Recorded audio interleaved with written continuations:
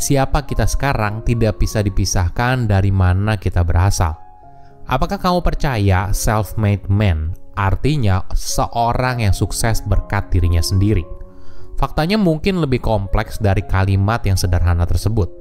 Kesuksesan seseorang seringkali ditentukan dari serangkaian kejadian yang beruntung, peluang yang jarang terjadi, dan banyak faktor lainnya yang berada di luar kendali. Perlu dipahami, punya otak yang jenius saja kadang tidak cukup. Seseorang jenius harus dirawat dan didukung. Banyak studi juga menemukan kalau latar belakang dan pola asuh justru punya dampak yang lebih besar terhadap kesuksesan seseorang daripada hanya IQ semata. Perlu dipahami, kecerdasan seorang hanya penting jika sampai di batas tertentu. Setelah melewati batas tersebut, hal lain di luar kecerdasan justru mengambil peran yang penting. Misalnya dalam hal basket, ketika seorang sudah cukup tinggi, maka aspek lain jadi lebih diperhatikan. Contohnya terkait kecepatan, kemampuan menguasai bola, kemampuan membaca situasi di lapangan, dan sebagainya. Halo semuanya, nama saya Michael, selamat datang di channel saya, Sikutu Buku. Kali ini saya akan bahas buku Outlier: The Story of Success karya Malcolm Gladwell. Buku ini menjelaskan kalau orang bisa sukses karena mereka diberi kesempatan dan bekerja keras untuk mencapainya. Penulis tidak percaya soal adanya bakat, tapi dia percaya semua terjadi karena dukungan dari lingkungan tempat orang itu dibesarkan. Ketika mendengar kisah seorang yang sangat sukses, cerita tersebut seringkali terlalu banyak mengglorifikasi kemampuan pribadi. Tentu saja hal ini penting, tapi bukan menjadi satu-satunya faktor utama dari kesuksesan seorang. Misalnya saja, orang yang terlahir di keluarga berada. Mereka punya nilai tambah yang tidak dimiliki oleh mereka yang lahir dari keluarga kurang mampu. Seiring berjalannya waktu, nilai tambah itu terakumulasi semakin besar dan sangat membantu seorang ketika menjalani usaha atau berkarir. Inilah contoh bagaimana sebuah kisah orang sukses luput diceritakan. Kita fokus hanya si orang sukses tersebut, tapi mungkin kita tidak melihat bagaimana misalnya ada orang-orang penting yang membantunya hingga sekarang. Menariknya, sukses tidak terjadi dalam semalam dan bukan cuma usaha sendiri. Semua bisa bergantung pada kapan kamu dilahirkan, lingkungan tempat kamu dibesarkan, waktu bekerja yang panjang, dan sedikit keberuntungan. Saya merangkumnya menjadi 3 poin paling menarik dari buku ini. Pertama, tanggal lahir menentukan nasib. Mungkin terdengar seperti percaya nggak percaya ya, tapi penulis menemukan ilmu sains di balik tanggal lahir, relative age effect. Penulis mengambil contoh pemain profesional hoki yang ternyata mayoritas lahir di awal tahun. Di Kanada, penerimaan pemain junior hoki dimulai dari 1 Januari hingga 1 Desember di tahun yang sama. Jarak antara Januari hingga Desember mungkin terlihat pendek. Namun bagi anak 10 tahun yang sedang dalam masa pertumbuhan, ini merupakan jarak yang sangat besar dalam hal pertumbuhan fisik. Anak usia 10 tahun yang lahir di bulan Januari secara fisik pasti lebih dewasa dan kuat dibandingkan anak usia 10 tahun yang lahir di bulan Desember pada tahun yang sama. Jarak inilah yang ternyata mendukung anak yang lahir di awal tahun mendapatkan keberuntungan untuk bisa bermain lebih baik daripada anak-anak sebayanya.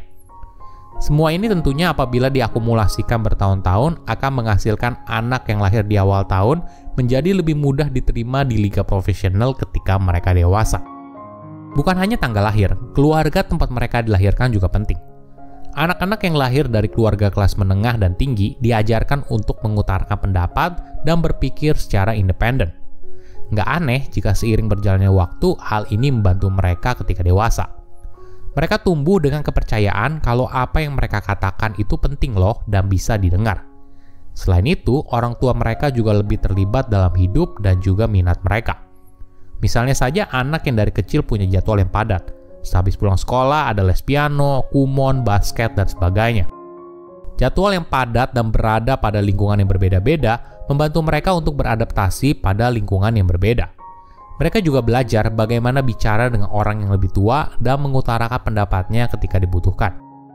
Kedua, aturan 10.000 jam.